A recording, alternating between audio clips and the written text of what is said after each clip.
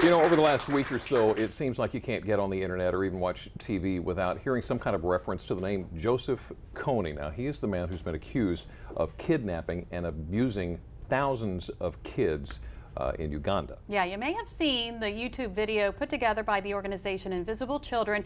It's come under fire because of how the information is presented.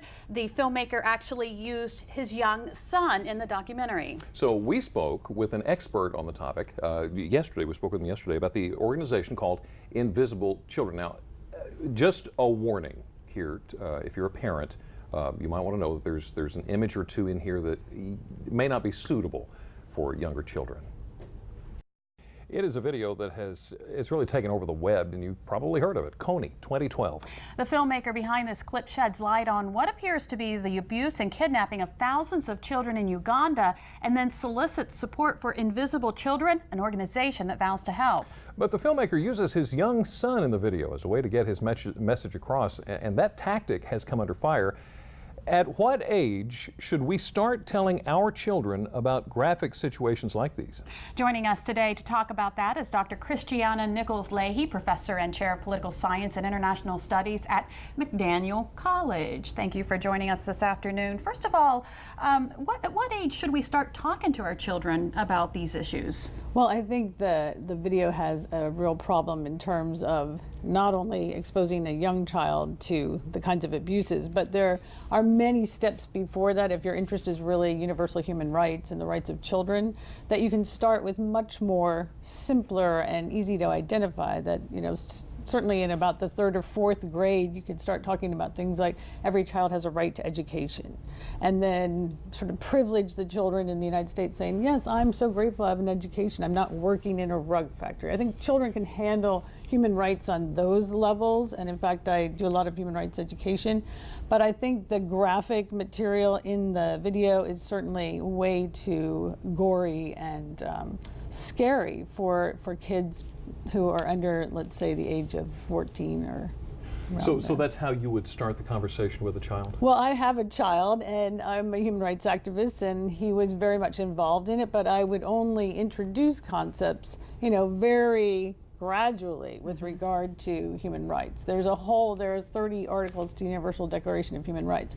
You can focus on any one of those, and they're far more manageable for young children than certainly just launching right into abduction of child soldiers, particularly because the child, even if you say that's in some faraway country, it's disturbing, and it might frighten them with regard to, you know, how could I, resist being abducted, and perhaps I would be forced into that. And we've learned through really good Universal Declaration of Human Rights education through the United Nations, for example, that you just don't start with those kinds of issues, rape and abduction. That's not things that are really Now, suitable. children aside, the video itself, what is your overall impression of the video, Kony 2012? Well, I think in several ways it's sensationalist. At first, when I viewed the first few minutes of it, I thought it was an ad for Facebook, quite frankly.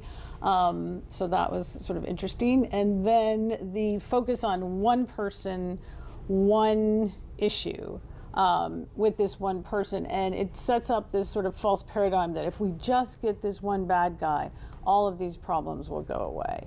And it also sets up the U.S., and because the audience is primarily, he's speaking to people in the United States, that we are to go in and save the day. And that's another paradigm that I don't think is necessarily very helpful when you're working on the whole range of human rights issues. So what about the U.S.? Well, it's one of the other problematic things in the video is it calls for military intervention by the United States. And that's hugely problematic because when you have military intervention, you have all kinds of violence. Certainly is going to affect children as well as adults. And it's not exactly, the recipe for solving particular issues. There's a warrant for him by the International Criminal Court. There's all kinds of procedures through the United Nations that organizations have been working on for a very long time So this notion of just, you know, one person, one campaign, we're going to focus everything on this, and this problem will go away. The problem exists in other surrounding countries like the Democratic Republic of Congo, Southern Sudan. We don't hear anything about that. Gotcha. All right. Dr. Christiana Nichols-Leahy, Professor and Chair of Political Science and International Studies at McDaniel College. Thank you for joining us. My pleasure. Appreciate that very much. And if you would like to learn more about talking to your children about Kony 2012 and other human rights cases, you'll find the information on our website, delmarvalife.com. Click on the Show tab. All right, so what do you think about filmmaker Jason Russell using his son in the Kony 2012 video? We want to know, so we of course posted the question on Delmarva Life's Facebook page. Kitty Wyatt responded, "That one had me torn. Wasn't thrilled that he put his child in the video." And we got a response from Megan Ann Street. She says, "I think it's interesting and shows how a very young child knows the difference between right and wrong. His son is so blatant and blunt, as all children are, and it's adorable to hear his child say nearly the same things that the big international lawyer said. It's really neat and creative way to prove a point." So we are talking specifically about using his son in the video, not necessarily that trying to explain to him how horrible this entire situation is and that maybe he needs to get involved and get it changed. That's not the point. We're saying, should he have used his small son in the video? If you haven't seen it yet, be sure to look it up. And if you would like to weigh in on the topic, we would absolutely love to hear what you have to say. You can go to our Facebook page, or you can just go ahead and tweet us on Twitter and let us know exactly what you think, because we'd like to know what your thoughts are. Yeah, it kind of took me by surprise a little bit. I'm thinking, I don't know if I'd want to put my son out there. Yeah, that was kind of tough, but at the same time, I am thinking the same way. You show a picture of a bad man to a child, and here's a guy that the bad man did something to. What should we do? And he says, lock him up. Yeah. Even at that young age, age. picked it right up.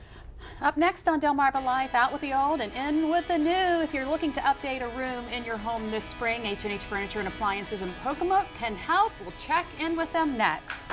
Delmarva Life, life at its best, here on Delmarva.